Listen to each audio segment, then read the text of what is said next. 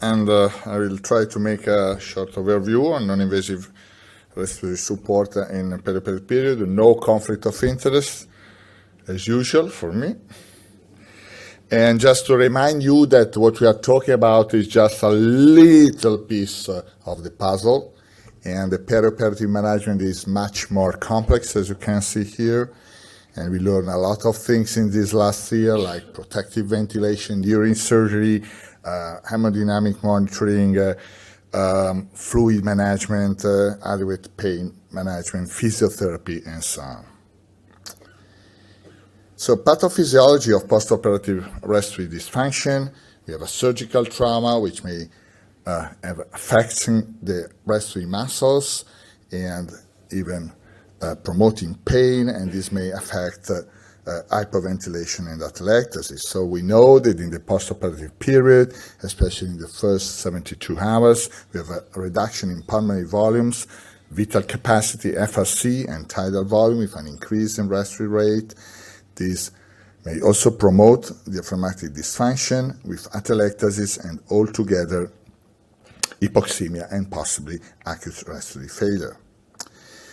But what are atelectasis after surgery? This is a study that we perform with magnetic resonance in postoperative period, and you see here the magnetic resonance before surgery without any atelectasis, then patients after abdominal surgery.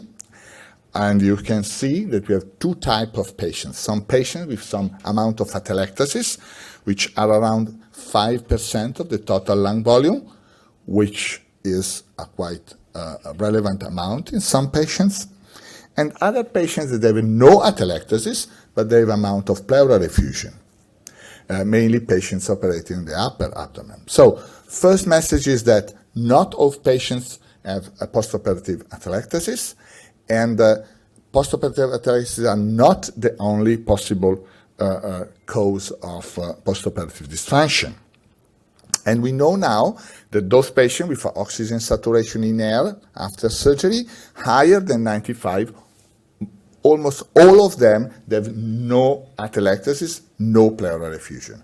If you have saturation less than 95, you can have 50% of the patient with this alteration and 50% of the patient with no alteration, and which probably alteration in oxygenation is due to other causes. So postoperative complication, this is some of our studies. You see the pulmonary complications are around from 6 to 10, 12% in 3 different studies. And we know that mortality at 30 days is around 1.5% if you do not develop lung injury. But if you develop lung injury, you have around 25% mortality after abdominal surgery and up to 40% mortality at 30 days after thoracic surgery. So the message is that postoperative pulmonary complications increase morbidity and mortality in our patients. When they occur mostly in the first 3 days, and you see here that we have a peak in the first 2 days. This means that in patients at risk, we are likely to monitor these patients at least for 48 hours. How to detect patients who are going to develop respiratory failure?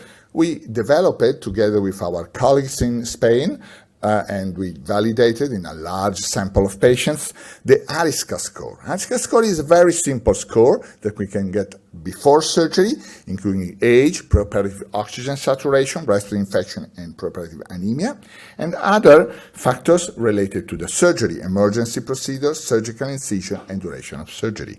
If ARISCA score is higher than 46, we are likely to have 50% probability to develop PPC. If it is between 26 and 46, we have around between 15 to 20%. So we suggest to use this score before surgery to identify those patients at risk. And we also validated this score prospectively in more than 10,000 patients. And you can see that ARISCA score clearly differentiate patients with higher risk to develop PPC and lower risk to develop PPC. If you have ARISCA score higher than 44, you see you have up to 40% probability to develop PPC at 5 days. And even mortality, as you can see here, is much higher in those patients with higher ARISCA. Rationale for non-invasive respiratory support in patients after surgery.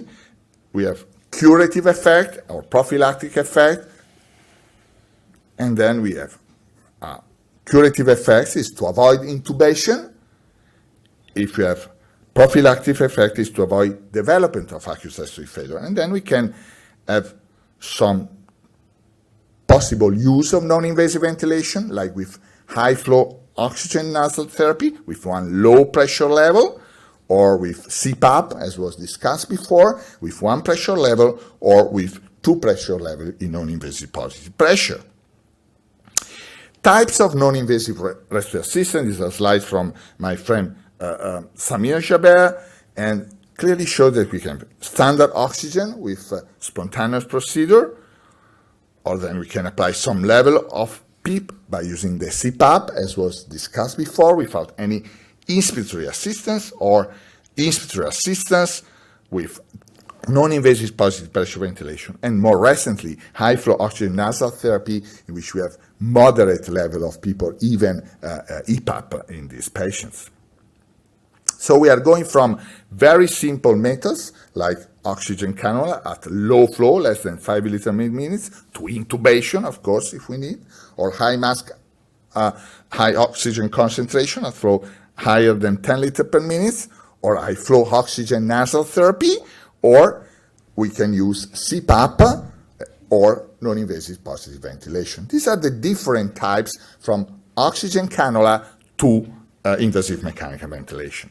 But two main rules we have to remember. First of all, we require training and motivation of the medical teams, surgeons, and other healthcare professionals, including nurses and physiotherapists. And second, that we have to use easy device and possibly also very friendly and polyvalent. So these are recent guidelines for non-invasive ventilation in postoperative patients. These are patients who are developing respiratory failure, and there is quite certain evidence, as we will discuss rapidly now, and with a conditional recommendation. So, which is the evidence that more or less we have? I try to summarize the main studies. This is a preventive study. So, we are using the high-flow nasal cannula to prevent, not to cure respiratory failure, after abdominal surgery. This is a French study which did not include too many patients, 100 patients per group. And in this study, unfortunately, they did not find any major difference between high-flow nasal cannula and usual care. Really, in the post-hoc analysis, they found that those patients who were treated with a bit higher PEEP during surgery and high-flow nasal cannula, they have a little bit better results. This is the largest trial published on the effects of CPAP after surgery by the Spanish group. And you see, however, that they compare four groups. The first group is the standard with oxygen, standard ventilation during surgery, and standard oxygen after surgery. When they compare standard with CPAP after surgery, you see 51 versus 49%. So no difference. No difference when they preventively apply CPAP after surgery. There was a little bit reduction, but not significant, in terms of pulmonary complication and extrapulmonary complication when they applied a little bit open lung approach, so higher PEEP during surgery and CPAP after surgery, but these data were not significant. So again, non-invasive respiratory support as a preventive maneuver was not effective. There is actually one large trial ongoing that is going to compare CPAP preventive after surgery in a large number of patients after surgery as compared to usual postoperative care. And from this study, we will have, for sure, new interesting data. Interesting approach is in obese patients, which are a particular group of patients. And we know now from our data, just recently published, that when you develop intraoperative desaturation and hemodynamic impairment, these patients have extremely high risk to develop PPC. So if you develop this complication during surgery, it's very likely that this patient has to go to intensive care or highly monitoring intermediate surgical patients, unit. If you do not develop this kind of complication during surgery, this patient should be monitored in a PACU at least for 3 hours. And independently to know or suspected OSA or recurrent PACU events that you see below, so recurrent desaturation, recurrent barythmia, apnea, or pain sedation mismatch, or even bleeding, or of course intraoperative surgical lesion. In this case, if you develop 3 of them or 1 of them, you should treat the patients with CPAP or preventively in eye monitor system. If you don't develop after 3 hours, you can be discharged to the ward. So it's a very simple clinical guidelines on how to treat patients and how to prevent eventually complication in obese patients after surgery. We have now just finished a large randomized trial on 2,000 patients, obese patients, and we will release the data very soon. In COPD patients, again, you see non-invasive ventilation was not associated with a prevention of postoperative pulmonary complication. What about these techniques to cure acute respiratory failure? We have a double balance between positive effects with reduction rate of intubation, reduction ICU stay, hospital stay, reduction of nosocomial infection with improved outcome. But on the other side, we can have some negative effects of non-invasive ventilation when we develop respiratory failure. This will be addressed afterwards by John Laffey. This is an example. You see a CT scan of a patient before non-invasive ventilation with a lot of yellow and pink area, which means atelectasis and low VQ area, when you apply non-invasive ventilation. When the patient is responding to the treatment, you see much better green area, which means aerated areas. A recent proposal for intubation of patients with respiratory failure is to use non-invasive positive ventilation and high-flow nasal cannula, which may be extremely useful when you remove the mask before intubation. And this was associated with much less desaturation at intubation. So this is an interesting technique to be used. And we can summarize at intubation that we can no hypoxemia, we can use a standard maneuver. We have mild to moderate hypoxemia, we can use the high-flow oxygen nasal cannula, at least 50 liters per minute, or a non-invasive positive pressure ventilation. And eventually, in the future, we can combine, as suggested, non-invasive positive ventilation and high-flow nasal cannula at the time of intubation. What about the treatment of patients when they develop respiratory failure? These are data from, again, a French study after cardiothoracic surgery in hypoxemic patients. This is curative, is not preventive. There was no apparent difference between high-flow oxygen nasal therapy and non-invasive positive pressure ventilation, and this was reproduced in obese patients. This was a subgroup of the previous study. So non-high-flow nasal cannula appears to be very similar in terms of effect and much easier to be applied even in the early phase when patients after cardiothoracic surgery are developing respiratory failure. What about patients after abdominal surgery? This was a study that Professor Pesenti was alluding before. CPAP appears to have been some effects, especially in patients developing PO2 FO2 ratio below 300. So these are not preventive, but these are curative. And more recently, even non-invasive positive pressure ventilation was associated with less rate of intubation as compared to standard oxygen. So these two studies suggest that there is some role of CPAP or non-invasive positive ventilation or even high-flow nasal therapy to prevent intubation when patients develop respiratory failure after surgery, but there is no effect in all these studies on mortality. What about COPD? Very few studies. This is one of the study, probably one of the first, showing that NPPV may be effective to reduce the rate of intubation, but you see the number of patients is very limited. There are no specific study on patients developing respiratory failure after surgery with COPD, but again, in line with this hypothesis. We need to early identify patients after surgery that are developing respiratory failure. This is a nice study showing that the NIVs or MUs, this kind of early warning system, might be extremely helpful. And this changed a little bit our organization. So the emergency physician, the intensive care physician, not call on emergency, but try to have a sort of emergency consultancy in the ward when the patient starts to deteriorate. So not call the physician, the ICU physician in an emergency situation. And this can change also our view of the organization of the hospital with a link between intensive care physician in the ICU moving outside the hospital, and especially in the surgical ward, not only, but in this case surgical ward, to treat very early and preventively these patients, even outside the ICU.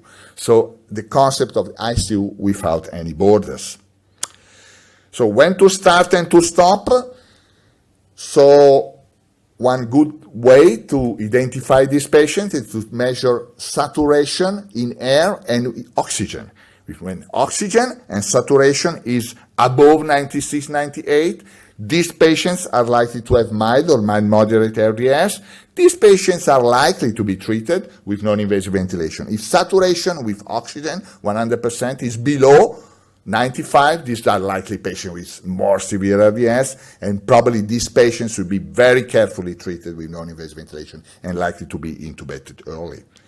And in fact, we can start with mild moderate, with NCPAP or high flow nasal cannula. If they a little bit deteriorate, we can use NPPV, but if tidal volume is higher than 9 milliliters per kilogram or respiratory rate higher than 25, these patients should be likely to be early intubated.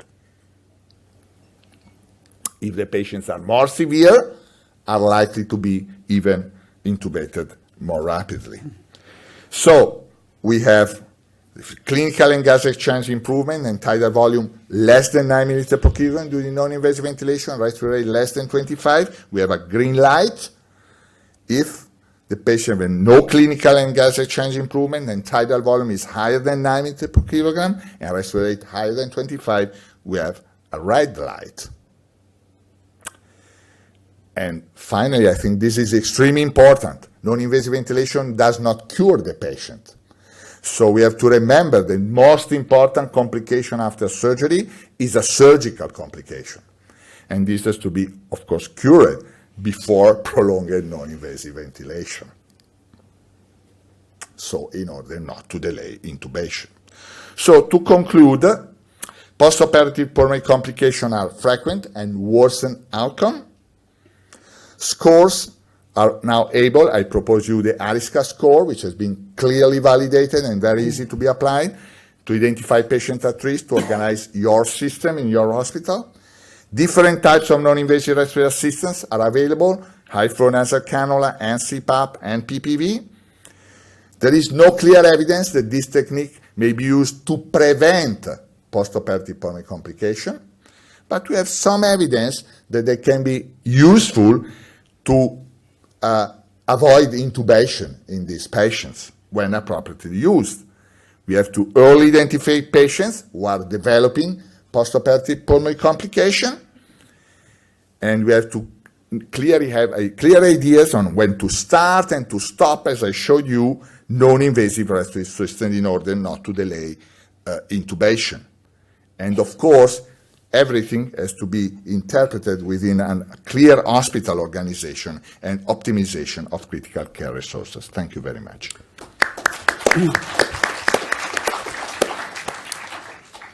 Thank you very much. The talk is now open to questions. If not, I've got one. I'd like to ask a question. I mean, thank you very much. It's a really clear overview. So one of your conclusions, you said there is no evidence that any sort of support postoperatively might prevent complications. But then earlier on you present the score, the ARISCAT score, and I'm just wondering whether you had analysed patients who are at high risk of failure, whether those patients might benefit from preventing. Yes, this is a good question. I mean, actually, all these studies that use preventive non-invasive ventilation, they did not really stratify for risk. And this might be a problem in the interpretation of the study, and even the PRISM trial has the same characteristics. So I think that the use of scores to identify patients at risk is extremely important to organize your setup. And but unfortunately, even now we have many studies, and most of from our team, showing that scores might be really useful. They are not used in clinical practice.